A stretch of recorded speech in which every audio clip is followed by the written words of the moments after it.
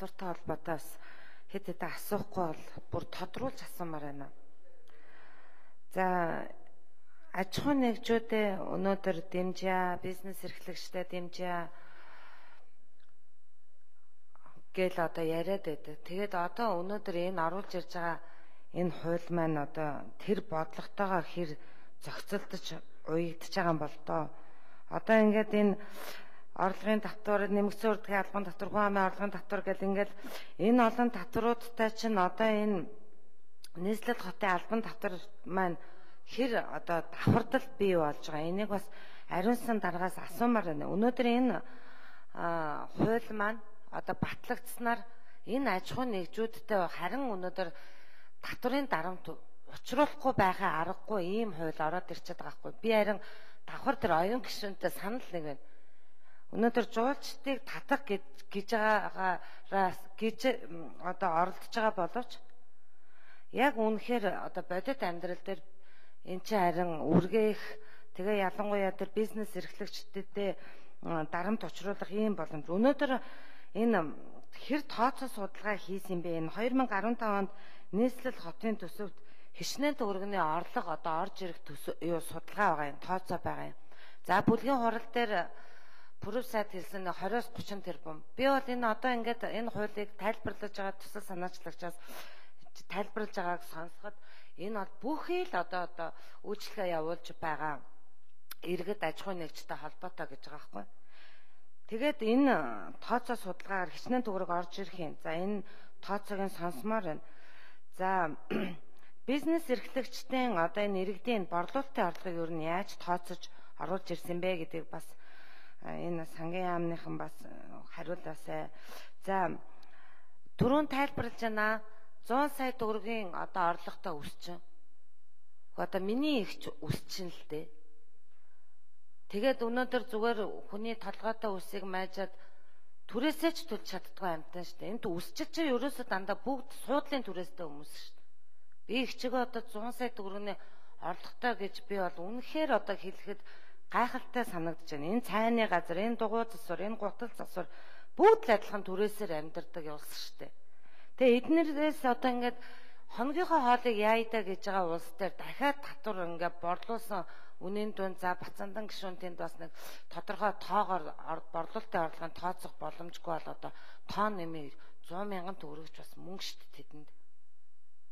Тэгээ ийм одоо амьдралд хэр ойрхон юм бтэ. За жуулчдыг татгал гэж энэ зөв анх ойлгохтой бол энэ нийслэл хотын төвлөрөл сааруулах дээр илүү ач холбогдол өгч байгаа болов уу гэж ойлгосон. Ингээд нарийн үзээд хараад ирэхлээр энэ арай л өөр тийшээ хуулийн маань үзэл баримтлалд явчих чах шиг байх юм. Тэгээ манай дээр хэр өнөөдөр энэ хууль маань хэрэгжих боломжтой юм дээ.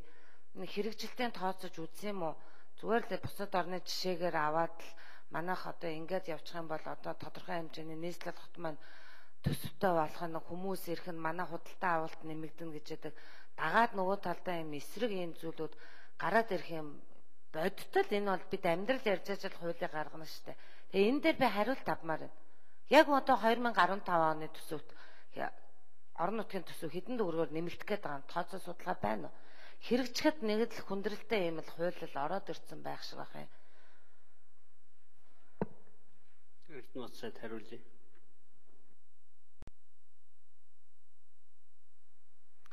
За 2015 оны төсөвт бол ямар нэгэн байдлаар нэгж төгрөг орно гэж тооцож төлөвлөөг байгаа.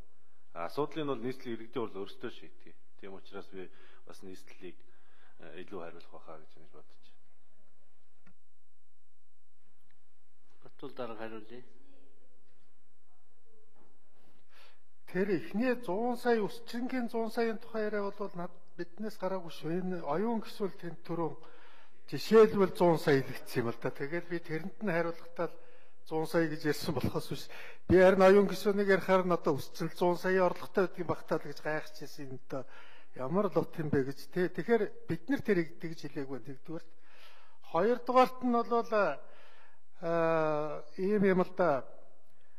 Энэ одоо манай аж ахуй нэгжүүд ер нь худалдаа үйлчилгээний байгууллагын одоо бүх хүний ажилчин тэр өсчин зэрэг хүмүүсийн одоо ганц хүсдэг юм л хэрэглэгч бидэнд авчирч өгөөч л байхгүй ерөөсөө хэрэглэгээл их баймаар байна.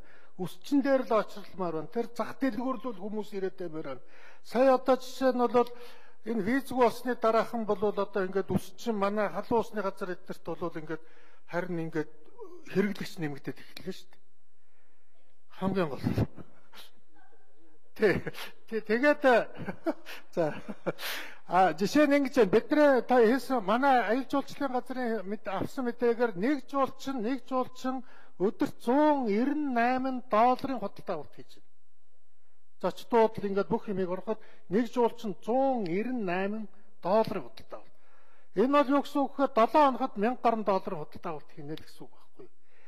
Тэгэхээр зах зээлийн гол зарчим байхгүй. Ерөөсөө энэ хотын доторыг юун зардаг вэхээр зах зээлийн тэр гол зарчмыг ажилуулахын тулд хэрэглэгчийг авчруулахын тулд хэрэглэгчийг л авчруулах гэдэг ингээд байгаа юм л да.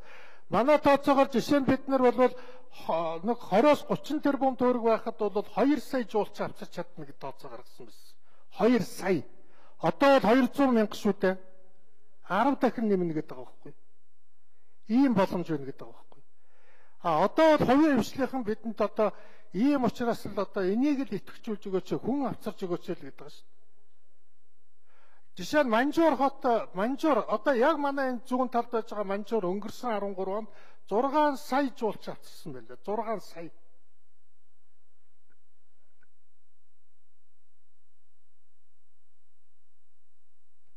Хурлаатрах шүү. Баян сайдын гишүүн тодруулъя.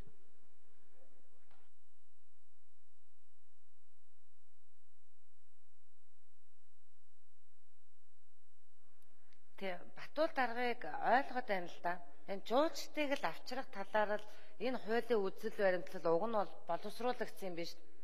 Тэгсэн чинь энэ оруулж ирэхдээ буруу хуулийн төсөл бариад ороод ирчихжээ л гэж одоо би хараад байна л да. Тэ Батуул даргыг одоо энэ хуулийг хараад гаж таны яриад байгаа хууль чинь мөн үү биш үү та нэг хараад гаж гэж би нэг хэлмээр байх юм. Тэгээд энэ жуулчд авчир гэдэг тэгээд юу гэж хэлэх вэ? Манай нийслэл хот татвартай болсон юм а. Та нар ирээч гэд тэгэхээр жуулчд ирчих юм уу?